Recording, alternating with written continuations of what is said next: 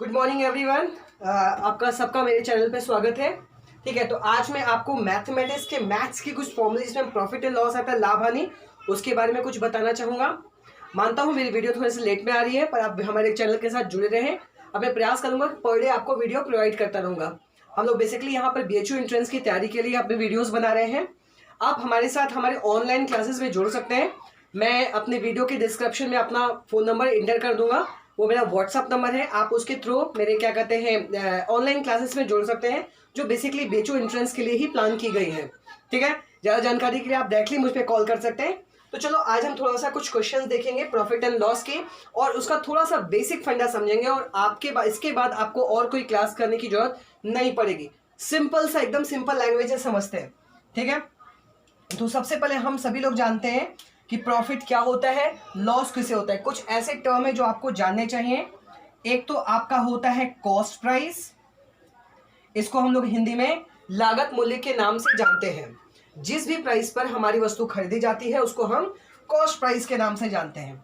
एक होता है आपका सेल प्राइस, जिसको हम विक्रय मूल्य के नाम से जानते हैं। अब देखो, दोनों में या तो देखो, खरीद और बेचने में या तो हमें प्रॉफिट होगा या तो हमें लॉस होगा।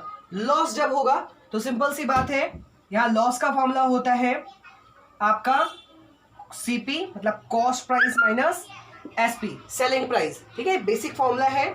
और अगर आपका प्रॉफिट होगा तो जाहिर सी बात है सेलिंग प्राइस ज्यादा होगा माइनस CP। ठीक है, आई होप आप इन सब चीजों को समझते होंगे। बहुत सिंपल सा फॉर्मूला है। अब इसी के आधार पर कुछ क्वेश्चंस हम देखते हैं, उसको हम लोग सॉल्व करेंगे। ठीक है, फटाक से इसको आप नोट कर लीजिए। ओके गाइस, अब यहाँ पे क्या है, आपका कॉस्ट प्राइस मैंने मेंशन कर रखा है। कॉस्ट प्राइस हमने बेसिकली 400 मेंशन कर रखा है, और सेलिंग प्राइस हमने 500 दे रखा है। अब कभी बेसिक पहले समझ लेते हैं, फिर इसके बाद हम लोग मतलब इजी टू हार्ड की तरफ हम लोग मूव करेंगे। ठीक है, तो बेसिकली यहाँ पे अपना कॉस्ट प्राइस दे रखा है और सेलिंग प्राइस दे रखा है। हमको क्या करना है, इसमें प्रॉफिट या लॉस परसेंटेज निकालना है। तो सबसे पहले हमको देखने से ही पता लग रहा है कि हमको यहाँ पर प्रॉफिट हो रहा है। क्यों? बिकॉज सेलिंग प्राइस जो है वो आपकी कॉस्ट प्राइस से ज्यादा है। तो हमारा प्रॉफिट कितना हो जाएगा, हमारा प्रॉफिट हो जाएगा आपका 500 माइनस 400 इज इक्वल टू 100। ये हमारा 100 क्या हो जाएगा, प्रॉफिट हो जाएगा। अगर प्रॉफिट परसेंटेज की बात करें, तो profit divided by cost price into 100, ये आपका फॉर्मूला होता है। आप याद रखिएगा, प्रॉफिट को हम नंबरेटर में रखते हैं और कॉस्ट प्राइस को डिनोमिनेटर में, और इसी के आधार पे हम लोग सॉल्व कर देते हैं। जब आप इसे क्या कहते हैं कट करेंगे तो यहाँ पे 4 आ जाएगा, और 25% का प्रॉफिट यहाँ पर हमें विजिबल होगा। ठीक है, फटाफट आप इसे नोट कर लीजिए। ओके स्टूडेंट, अब इस क्वेश्चन में क्या है, एकदम सिंपल सा क्वेश्चन है। कई लोग का दिमाग इसमें कंफ्यूज हो जाता है कि इसको निकाले कैसे, और कई लोग क्या करते हैं, एक्स मान के कैलकुलेशन करना स्टार्ट कर देते हैं। पर हमें किसी भी तरीके से एक्स मान के कोई भी कैलकुलेशन नहीं करना है, और कोई भी यहाँ पे रेक्टाफिकेशन, किसी प्रकार का हमें फॉर्मूले को रेक्टाफिकेशन नहीं करना है। सिंपल समझना और सिंपल वर्ड में इसे सॉल्व करना है। जैसे यहाँ पे आपका सेलिंग प्राइस 9600 दे दिया है, और प्रॉफिट परसेंटेज आपका 20% दे दिया है। अब आपको क्या निकालना है, कॉस्ट प्राइस हमें कैलकुलेट करना है। ठीक है, अच्छा, अब हम सभी जानते हैं कि जब भी प्रॉफिट परसेंटेज दिया होगा वो आपका कॉस्ट पे निकाला गया होगा, प्रॉफिट परसेंटेज। अब हम क्या करेंगे, इसकी कॉस्ट प्राइस फाइंड आउट करेंगे। हम क्या करेंगे स्टूडेंट, इसको सॉल्व करते समय आई होप आ रहा होगा। ठीक है, हम मान के चलते हैं लेट CP, माना कि जो आपकी कॉस्ट प्राइस को हम 100 मानेंगे। हम यहाँ x मान के नहीं चलेंगे, हम हमेशा क्या मानेंगे, कॉस्ट प्राइस को हमेशा 100 मान के चलेंगे, और इस हिसाब से हम लोग सॉल्व कर लेंगे। आपका बेसिक कॉन्सेप्ट क्लियर होगा तो आप आसानी से सॉल्व कर लेंगे। अब क्योंकि यहाँ पे हमें कॉस्ट प्राइस नहीं दी है तो हमने कॉस्ट प्राइस को 100 मान लिया है। ठीक है, अब अगर हम प्रॉफिट की बात करें तो अगर प्रॉफिट कितना है 20%, तो 100 का 20% हम सभी जानते हैं कि हमेशा 20 आता है। तो उस हिसाब से आपकी सेलिंग प्राइस कितनी हो जाएगी। ठीक है, अभी मैं इतने की बात कर रहा हूं जब हमने कॉस्ट को 100 माना है। सेलिंग प्राइस कितनी हो जाएगी, आपका कॉस्ट प्लस प्रॉफिट, क्योंकि हमेशा प्रॉफिट पे सेल करोगे, ठीक है, क्योंकि प्रॉफिट हुई तो प्रॉफिट पर ही सेल करोगे ना, तो 120 आपकी क्या हो जाएगी, सेलिंग प्राइस हो जाएगी। अभी क्योंकि सेलिंग प्राइस यहां पर दी हुई है, ठीक है सर, यहां से आ रहा है, देखिए यहां तक आ जाएगा, यहां तक आ जाएगा, आई होप यहां तक पूरा आ जाएगा, कैमरे में दिख रहा, विजिबल हो रहा होगा आपको। अब हम क्या करेंगे, हम इसको, ठीक है, यहां पर हम, क्योंकि सेलिंग प्राइस किसके बराबर हो जाएगी, 9600 के बराबर हो जाएगी। हम क्या करेंगे, क्योंकि 96 किसके बराबर है, 120 के बराबर है, हम उसको नंबरेटर में, डिनोमिनेटर में रख लेंगे। हम क्या करेंगे, 9600 डिवाइडेड बाय 120, और क्योंकि हमें कॉस्ट निकालना है तो उसको इंटू 100 कर देंगे। ऐसा क्यों किया, ये वैसा ही है जैसे आप 120 टॉफियां 9600 की मिलती हैं, तो एक टॉफी कितने की मिलेगी, 9600 बटे 120, और 100 टॉफियां कितने की मिलेगी, तो इंटू 100 हमने मान कर लिया। क्लियर है। अब जब इसको हम लोग सॉल्व करेंगे तो 0 से 0 कैंसिल आउट, 12 × 96, 80 इंटू 100, टोटल आपका 8000, 1 2 3 ना, 8000 आपका ये आंसर आ जाएगा। 8000 क्या आ जाएगा, आपका कॉस्ट प्राइस आ जाएगा। आई होप आपको समझ में आ रहा होगा, फटाक से इसे नोट कर लीजिए। ओके स्टूडेंट, आई होप आपने लास्ट नोट कर लिया होगा। अब हमें क्या करना है स्टूडेंट, ठीक है, अभी हमें क्या करना है, अब हमें क्या करना है, देखो आपके सामने क्वेश्चन है, बहुत सुंदर सा क्वेश्चन है, और मोस्ट ऑफ लोग, इवन की बहुत एक्सपर्टीज जो होते हैं वो भी इसमें कंफ्यूज हो जाते हैं। ठीक है, अब बोल रहा है कि 10 वस्तुओं का क्रय मूल्य जो है 9 वस्तु के विक्रय मूल्य के बराबर है। 10 वस्तुओं का क्रय मूल्य 9 वस्तु के विक्रय मूल्य के बराबर है। मतलब हम 9 वस्तु जितने में बेचते हैं उतने में ही 10 वस्तुएं खरीदते हैं। तो अब हमें क्या निकालना है, लाभ प्रतिशत या हानि प्रतिशत निकालना है। ठीक है, अच्छा ध्यान से देखना, बहुत सुंदर इसका सॉल्यूशन है। क्लियर है। जैसे मान लो कि एक वस्तु का दाम हम 1 रुपया मानते हैं। एक वस्तु का दाम बराबर 1 रुपये, तो 10 का दाम, 10 वस्तु का दाम कितना हो जाएगा, 10 रुपये।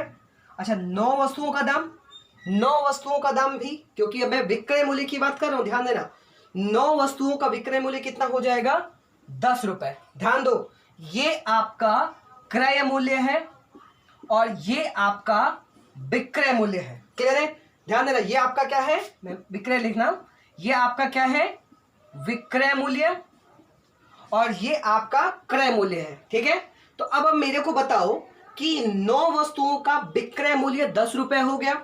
अच्छा, अब इन्हीं 9 वस्तुओं का अगर मैं क्रय मूल्य देखूं, इसके आधार पर देखो ध्यान से, 10 वस्तुएं 10 रुपए की, तो 9 वस्तुएं, सर आप एग्जाम कहोगे 9 वस्तुएं, 9 वस्तु का क्रय मूल्य बराबर 9 रुपए। मतलब ये कि क्रय मूल्य 9 रुपए हो रहा है, मतलब 9 रुपए का खरीद के हम 10 रुपए का बेच रहे हैं। प्रॉफिट कितना हुआ, 1 रुपया प्रॉफिट हुआ। क्लियर है, बात समझ में आ रही, कितना प्रॉफिट हुआ, 1 रुपए। तो प्रॉफिट परसेंटेज कैसे निकालेंगे, प्रॉफिट परसेंटेज कैसे निकालेंगे, 1/9, एक क्या हो गया, प्रॉफिट हो गया, बटे 9 आपका सीपी हो गया। कैसे सीपी हो गया, इसके आधार पर जो हमने एक वस्तु का दाम 1 रुपया माना था। अब प्रॉफिट परसेंटेज कैसा हो गया, 1/9 इंटू 100 कर देंगे। क्लियर, और सबको पता है कि 1/9 इंटू 100 करने के बाद आपका कितना आता है, 11 होल 1/9%। क्यों, 11 9 99 और 1/9 बचेगा यहाँ पे। फटाक से नोट, बहुत इंपॉर्टेंट क्वेश्चन, ऐसे एक और क्वेश्चन बताते ना, फटाक से नोट कर लो। ओके गाइस, आपका क्वेश्चन क्या है हमारे पास, मान लो अभी क्वेश्चन एक और दे रहा है, सेम इसी तरह क्वेश्चन बता रहा हूं ना, ध्यान से देखना, बहुत इंपॉर्टेंट क्वेश्चन, इस बार का सबसे इंपॉर्टेंट क्वेश्चन, और ये क्वेश्चन आपको कहीं देखने को नहीं मिलेगा, किसी भी पूरे यूट्यूब चैनल छान मारना। ठीक है, जैसे मान ले, देखो अभी बोला कि मान लो मैं क्या करता हूं, 27 कलम की कीमत पर, 27 कलम की कीमत पर मैं क्या करता हूं, 30 कलम बेचता हूं। 27 कलम की कीमत पर मैं 30 कलम बेच डालता हूं, तो अब मेरा प्रॉफिट बताओ। गाइस सेम फॉर्मूला लगाएंगे यहां पर, हम मान के चलेंगे कि एक कलम का दाम 1 रुपए है ना, एक कलम का दाम 1 रुपए है। ठीक है, ध्यान से माना, इसको आप लेट मान सकते हो, एक कलम बराबर 1 रुपए। क्लियर है? यहाँ पे हम ये मान लेंगे 1 कलम बराबर 1 रुपए। तो मेरे को बताओ 27 कलम का दाम कितना होगा? 27 रुपए। मतलब हमने 27 रुपए की पेन 30 रुपए में बेच डाली। 27 रुपए की पेन हमने 30 रुपए की बेच दी। कोई कैलकुलेशन की जरूरत ही नहीं है। आप यहाँ पे मेंटल कैलकुलेशन कर सकते हो, क्योंकि हमने मान लिया है कि 1 कलम का दाम कितना है? 1 रुपए है ना। अभी क्या है? 27 कलम का दाम। बोलो जल्दी, बोलो जल्दी, सब कमेंट करो, कमेंट करके दिखाओ। ठीक है, 27 कलम का दाम कितना हो जाएगा? 27 रुपए। उस 27 रुपए की पेन को हमने किस में बेचा है? हमने 30 रुपए। मतलब हमें कितने का प्रॉफिट हुआ? 3 रुपए। हमारा सीपी क्या जाएगा? हमारा सीपी 27 जाएगा। क्या होएगा? प्रॉफिट कितना हुआ? बताओ, लाभ कितना हुआ आपका? 3 रुपए। प्रॉफिट परसेंट का फॉर्मूला क्या बताया था मैंने? क्या बताया था? प्रॉफिट क्या बताया था? बताओ। प्रॉफिट बटे में सीपी इंटू 100 रख दो। 3/27 गुणे में 100। 3 नवा 27, 1/9 गुणे में 100। और याद रखो, जब भी 1/9 आ जाए कोई कैलकुलेशन की जरूरत नहीं। 11 होल 1/9%। एकदम सिंपल सा फॉर्मूला, कोई कैलकुलेशन करने की जरूरत यहाँ पे नहीं, चुटकियों में आंसर आएगा। नोट कर लो। ओके, अब इस वीडियो सेशन का लास्ट क्वेश्चन मैं बताने जा रहा हूं, लेकिन लास्ट बट नॉट लीस्ट बहुत इंपॉर्टेंट क्वेश्चन है।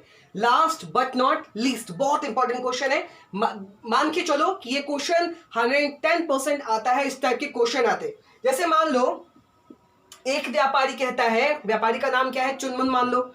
एक व्यापारी कहता है कि मैंने 12% का मुनाफा मतलब लाभ पे, 12% के लाभ पर एक वस्तु को बेचा है।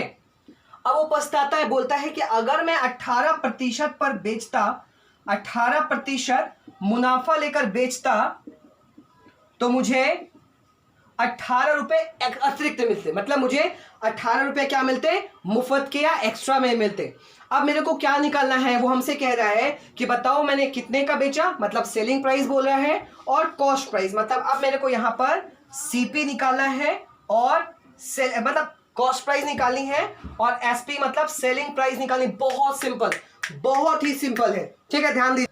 ओके, बहुत ही सिंपल है ये फॉर्मूला, इससे सिंपल कुछ नहीं हो सकता। जैसे देखो, हमने क्या बोला था स्टूडेंट? हमने बोला था कि हर बार क्या मानो? अपने कॉस्ट को 100 मानो।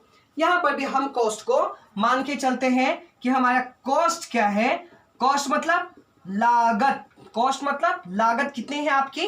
100। अभी मेरे को बताओ, जल्दी बताओ कि अगर मेरी लागत 100 होगी तो अब 12% मुनाफे पर सेल प्राइस कितनी होगी?